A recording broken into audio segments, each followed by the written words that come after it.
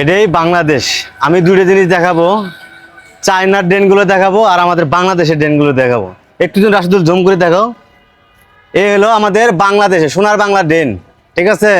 এই পাশে হলো কি চায়না। পুরা চায়নার একটা ম্যানহোলের সামনে আছি। হ্যাঁ, এই জাতি আসলে কোন জায়গায় চলে গেছে। একটা ম্যানহোলে আপনি একটা পলিথিন পাবেন না, একটা পলিথিন খুঁজে দেখেন। আর আমাদের ম্যানহোল গুলাতে পলিথিনের যন্ত্র নাই, হাঁটা যায় না। হ্যাঁ, পাশে সিটি কর্পোরেশন। আমরা আমরা যে জায়গাটায় ভিডিও ফুটেজ করতেছি এটাই চট্টগ্রাম সাগরিকা সিটি কর্পোরেশন, পাশে তার ড্রেন, ঠিক আছে। যারা মশা মারবে, ঠিক আছে, তাদের পাশেই হলো মশা উৎপাদন শুরু।